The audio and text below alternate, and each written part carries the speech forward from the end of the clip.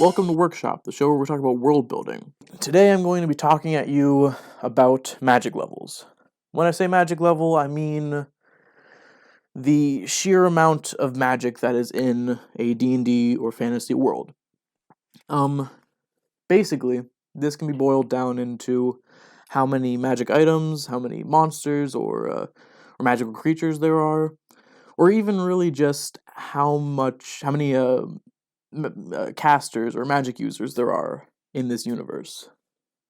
So I'm just going to be going down from high to low and just kind of talking about these different levels. So let's get this over with. Transition.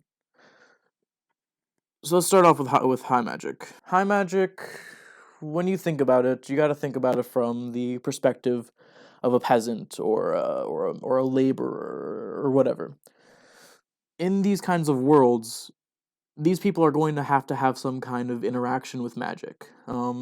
They probably or most likely won't cast it themselves, but they're gonna know that a wizard can help them grow their crops. Like in a small village of like 100, there's gonna be at least one, maybe two or five, whatever, of these magic users that would probably just go around helping them grow their crops or ward off enemies or monsters or whatever. But these farmers are going to know that they're helpful and that they can improve their livelihood. Along with this, the government and the kingdoms and whatever, they're going to have a large impact from this high amount of magic that's in the world. They're probably going to want to like hoard this magic, fight with each other over magic items or knowledge of a new spell, you know? A king is going to want as many of these insane magic items as they can. Keep that in mind. There's probably going to be a lot of conflict involving magic. Along with this, governments and kingdoms are definitely going to need to implement, and when I say governments and kingdoms, I mean you. You're going to have to implement some kind of law or laws that govern over the use of magic. Most likely in a lot of kingdoms and villages, they're not going to be super cool with wizards just running around summoning demons or raising the dead. So just keep that in mind. Magic is going to be so prevalent that these kinds of laws are going to need to happen in order for there to be any kind of peace. Homebrewing. When it comes to homebrewing these kinds of worlds, just go for it. Like, there's already so much magic. Adding a new class that lets you summon magical floating weapons like that's probably pretty common, honestly. So just have fun with it. You obviously don't have to homebrew stuff into your world, but this kind of world is very good for that kind of play. Medium magic level worlds. These are the most common when you think about a Dungeons & Dragons world or Pathfinder, or whatever you want. These are the kinds of worlds that people usually run. Magic is around, and it's not uncommon, but not everyone is going to be running around casting spells.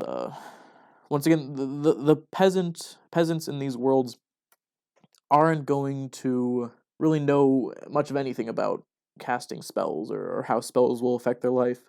They're more focused on the classic medieval stuff of not dying or not dying. Really, you just run this game as you would a normal D&D. Quests for magic items. There are magic items everywhere, and so that kind of makes them more important in a way.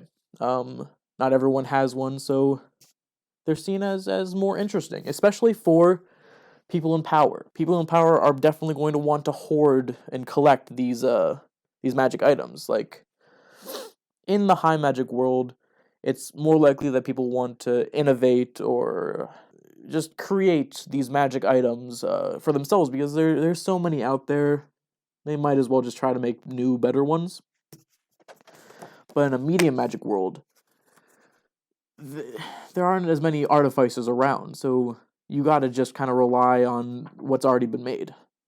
So that's something to keep in mind. A lot of people are going to want magic because it's just not common, or at least as common. With homebrewing, it's you can homebrew anything into any kind of world. These ones might be a little bit harder.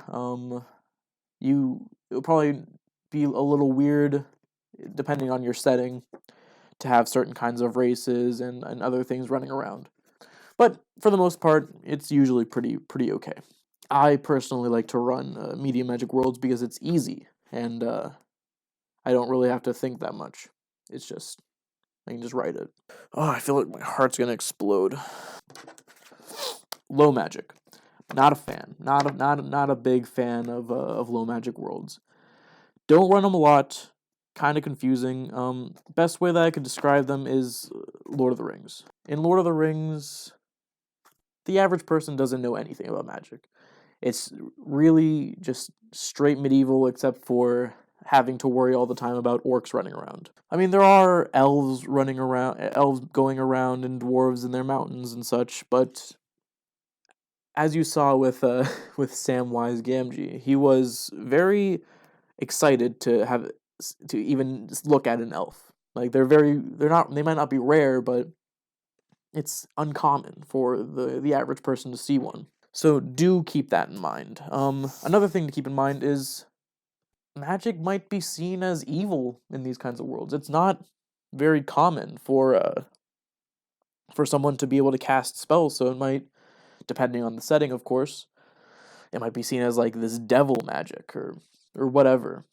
So you can really do a lot with that in kind of designing how certain magic-based players might interact with NPCs or the world around them.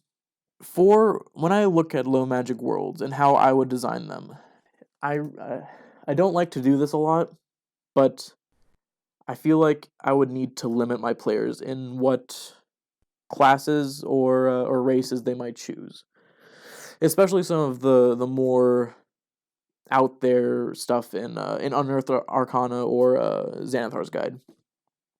Like I probably wouldn't even have any Tritons in the world because those are just kind of there's there's like the normal ones and then there's Tritons and kobolds. But you get the point. It's just kind of the world wouldn't have that much. The world wouldn't have many diverse different sentient races. When it comes down to homebrewing for low magic worlds, I can see it being pretty difficult. Especially adding especially with races, as I just said, homebrewing a new kind of race into the world, unless it's weaved into the story and the setting, it can definitely make sense. Like you can homebrew anything. It's just I feel like I would have a tougher time and have a little bit more effort to put into it if I was to try to homebrew some low magic into it. So those are the big three. You could of course go in either extremes and say like, oh, I want to run what I like to call a maximum magic world where magic is as prevalent as technology is for us back in like the 90s maybe. Like everyone has magic. Everyone can cast a spell. This can be very fun for like a one-off. Making a campaign in this world can get very, very tedious. Just like it's just hard to keep the ball rolling when everyone's running around casting spells. You know, you have to make so many magic items and so many crazy NPCs and spells. It's just for the amount of fun that you could get out of it, sometimes I feel like it's not worth it. But if you want to go for it, then go for it. Like just because it's difficult doesn't mean you shouldn't. Which brings me to my final level of magic. I know I just kind of glazed over maximum magic, but the name kind of speaks for itself. It's just a lot of magic everywhere. So moving on into no magic. No magic is very interesting for me. Just the idea of playing Dungeons and Dragons with no magic. Just straight like medieval roleplay, and it can be interesting. Very difficult, but interesting. What I would probably do is maybe not have it no magic, but really low magic. Like limit the party to having a maximum of maybe one magic user. I'd probably allow clerics because I don't know. I put that kind of holy magic outside of what I'm talking about here. Definitely limit the number of arcane casters. Then even then that it can be very interesting where they're the only ones who have magic, or at least the only ones who aren't evil in some way. And then it can kind of be a Castlevania thing where there's this where there are monsters about, but you're just a bunch of people who run around with swords and try to stab monsters all day. That's pretty low. When you go up to like the Castlevania stuff, it gets pretty much just into low magic territory. But I think no magic can be if ran correctly and you put a lot of time and effort into it, it can be interesting. You'd probably have to homebrew a lot and add a few features to it. But I think it could definitely be done. Maybe not easily, but it can be done. So, final statement. With everything I said, if I said that I don't personally like to do one of these types of worlds, don't let that discourage you.